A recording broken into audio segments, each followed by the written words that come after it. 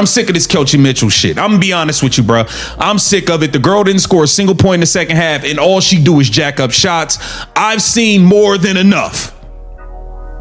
Passing the ball to Caitlin Clark, not passing the ball to no damn body. She wouldn't even throw the ball to her own shadow because she's so scared of it leaving her hands. She thinks she's going to go into cardiac arrest if the ball leaves her hand and it's not her shooting. We got to get, but somebody got to go. Either Kelsey Mitchell and Stephanie White need to go. There are teams that lose games, and then there are teams that lose games in a way that breaks the internet. The Indiana Fever are firmly in that second category. What happened after their recent loss to the Atlanta Dream was not just a post-game discussion. It was not just a few frustrated fans venting on social media. It turned into something much bigger, a full-blown firestorm that consumed comment sections, reaction channels, and sports talk pages for days. And here is the wild part, it had almost nothing to do with the final score. It started with one clip, then another, then slow-motion replays, then screenshots. And before anyone could blink, what began as a routine loss had become the most talked-about story in women's basketball, not because of a trade, not because of an injury, but because of moments, small, fleeting, blink and you miss them moments, that fans decided they could not ignore any longer. So let's break down exactly what happened, why it exploded the way it did, and what it actually means for this team going forward. The Indiana Fever lost to the Atlanta Dream. On the surface, it looked like just another frustrating night. Another game where the pieces did not quite fit together. Another game where the talent on paper did not show up in the final score. But here is the thing about the Fever, and this has been true all season. They are not just a basketball team anymore. They are a content machine. Every single game they play becomes a story. Every single loss becomes a debate. And every single moment involving Caitlin Clark gets placed under a microscope so powerful it could identify individual atoms. That is not an exaggeration. That is just the reality of what this franchise has become since Clark arrived. The spotlight does not turn off.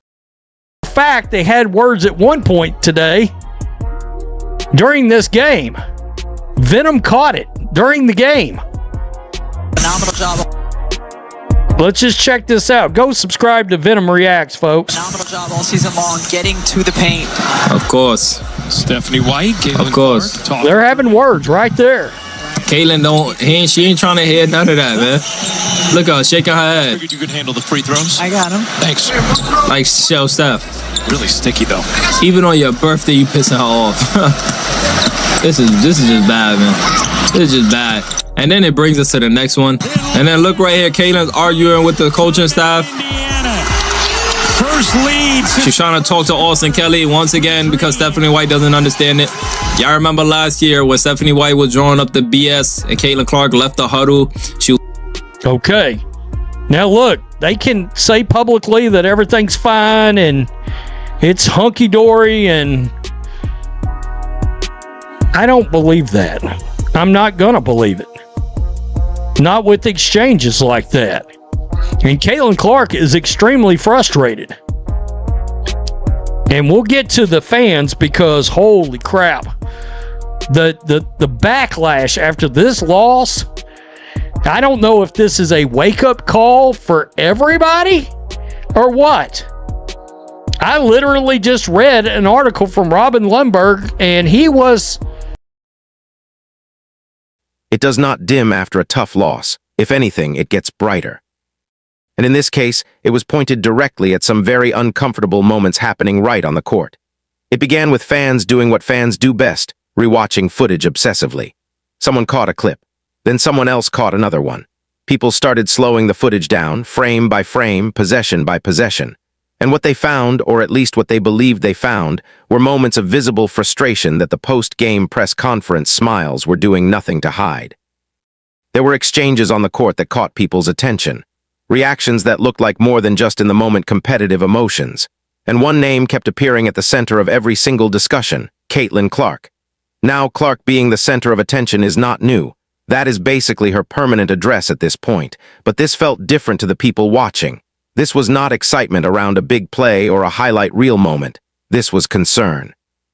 Fans watching the clips were not saying, "Wow, look how great she is." They were saying, something is not right here. Come on, bruh, stop that.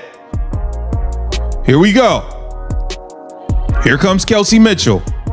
I'm just going to run in there in front of two bigs and I'm just going to throw it up. I'm just going to run in there in front of two people that are 6'4", whatever. I'm just going to throw it up. Just run in there and throw it up. All right, hot sauce. Here we go. Kelsey Mitchell. Not going to pass that. Here I go. Just running in, throwing this shit. I mean, just goddamn, Kelsey, pass the ball. You are not going to go into cardiac arrest if you pass the ball. Trust me, you will stay alive. Here we go again. I'm just going to dribble it, dribbling, just dribbling. Okay, I'm going to get it back. Now watch this. I'm going to dribble it. Just run in here and throw it up. Just running in, throwing it up. Just...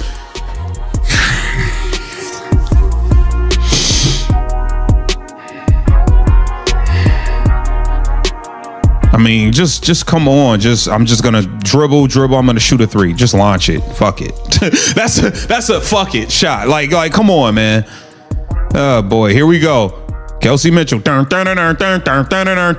dribbling into people, losing the ball, like just not passing it, just refusing to pass it. This ball could have been passed a long time ago, Kelsey.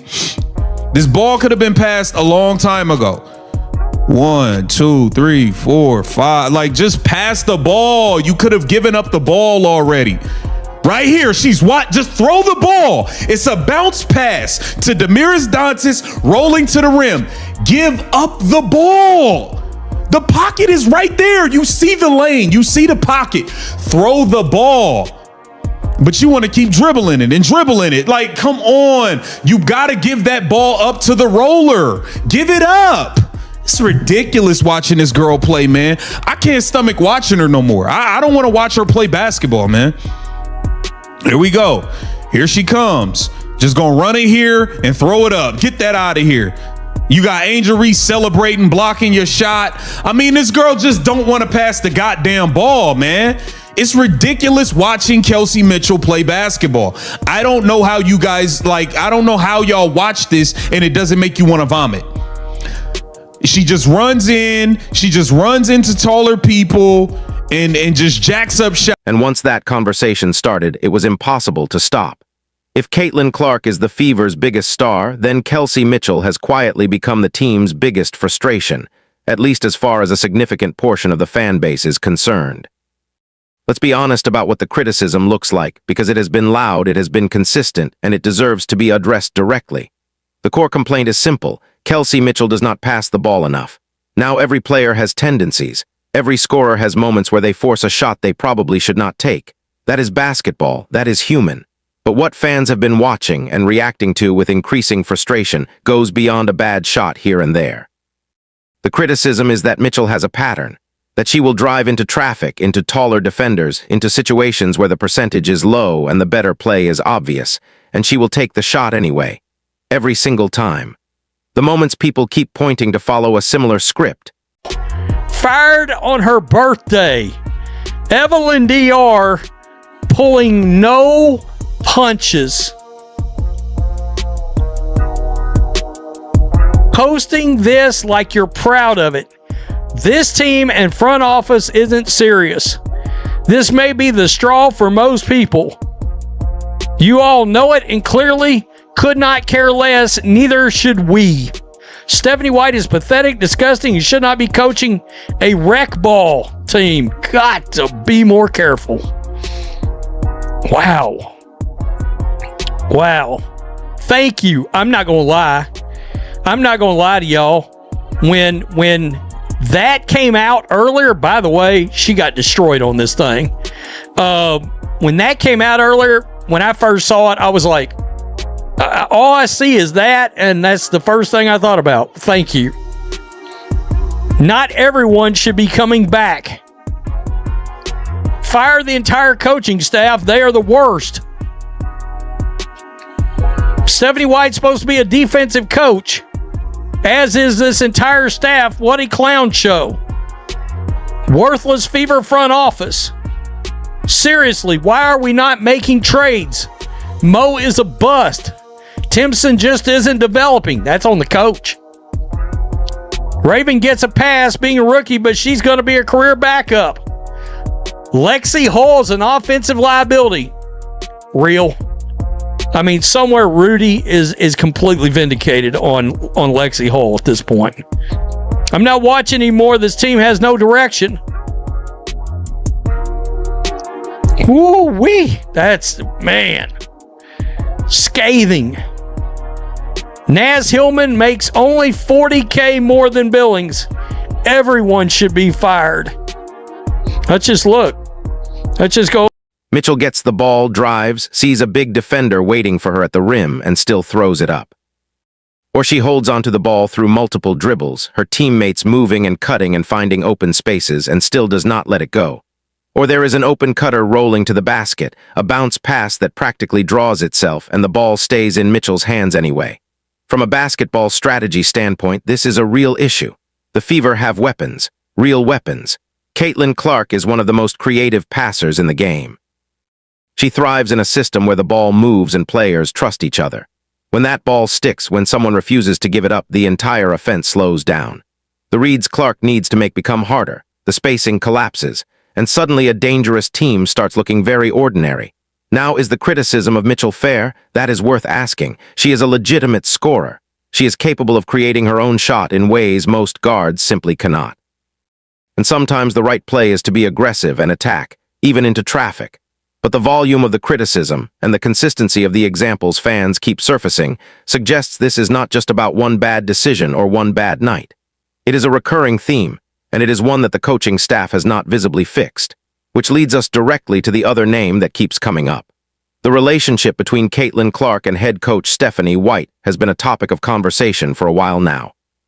But the Dream Game pushed that conversation into a completely different territory. The clips that surfaced appeared to show visible moments of tension. Not yelling, not screaming, but looks, body language, the kind of subtle frustration that professional athletes are usually very good at hiding. Except in these moments, fans felt like they were seeing through the performance. They felt like they were watching something real, and once that perception took hold, it was not going away. The broader coaching criticism runs parallel to the Mitchell criticism in some ways. The argument from frustrated fans is straightforward. This roster is too talented to be losing games like this. The Fever have Caitlin Clark, one of the most skilled players in the history of women's basketball. They have pieces around her. They have experience, athleticism, and offensive firepower.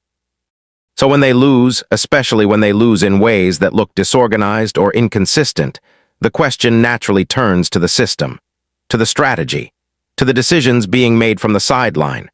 There are fans who believe Stephanie White simply does not run an offense that maximizes what Clark can do. They point to slow possessions, to play calls that seem to take the ball out of Clark's hands at crucial moments, to a defensive identity that sounds good on paper but is not consistently translated to results. And they are done being polite about it. The comments that flooded social media after this loss were not measured. They were not nuanced. They were raw, people calling for the entire coaching staff to be replaced. People saying the front office is not serious. People saying they are done watching. Is that reaction extreme? Probably in some cases. Social media after a loss is almost always more emotional than accurate. But underneath the heat, there is a real question being asked, one that the organization is going to have to answer sooner or later. Is the current system the right one for this roster? And specifically, is it the right one for Caitlin Clark? Here is where things get genuinely fascinating, because not every story that caught fire after this game was about the big names. Sophie Cunningham barely made headlines in the traditional sense. She did not have a major on-court incident. She did not say anything controversial. But fans started paying close attention to her body language, her reactions, the tiny in-between moments that cameras catch but usually no one cares about. And suddenly, people were building entire narratives around what they thought they saw. This is the modern sports media landscape in its purest form. It is not just about what happened. It is about what people think might be happening. It is about reading between the lines, interpreting micro-expressions, and deciding that a look between teammates means something significant. Whether any of those interpretations are accurate is almost beside the point. They spread. They get discussed. They become part of the story, and that is what separates the Fever from every other team in women's basketball right now. The interest level is so high and the fan base so invested that nothing goes unnoticed. Every frame is examined. Every gesture gets a theory. It is an extraordinary level of attention for a WNBA team, and honestly, it is exactly what the league needed. Here is the honest answer. It is probably a combination of everything. Great teams are not just about talent. They are about trust, chemistry, communication, and a shared understanding of how the game is supposed to be played. When those things break down, or when they have never quite been built in the first place, you get exactly what Fever fans have been watching. A team that looks like it should dominate and then does not. A team that generates highlights and then generates headaches. A team where the whole is somehow less than the sum of its parts. The execution issues are real. The ball movement concerns are real. The questions about coaching fit are real. And the frustration from the fan base is real. None of these things exist in isolation. They feed into each other. A poorly run offense creates frustration. Frustration creates tension. Tension affects chemistry, and poor chemistry makes every bad habit worse.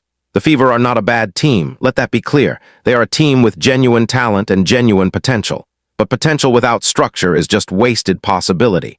And right now, too many games are ending with that potential sitting on the table unused.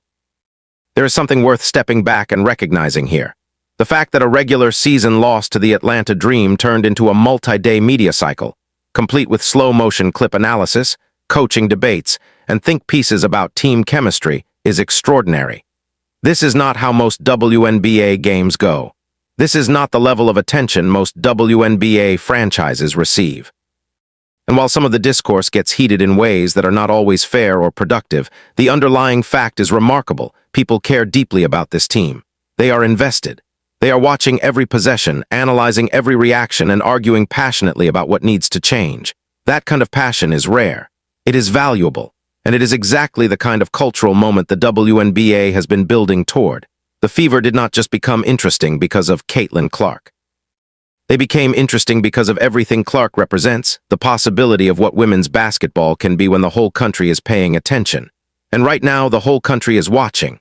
The question is whether the team on the court is going to rise to meet that moment, or whether they are going to keep giving fans reasons to ask what went wrong. The Indiana Fever are a team at a crossroads. The talent is there. The star power is undeniable. The fan base is locked in.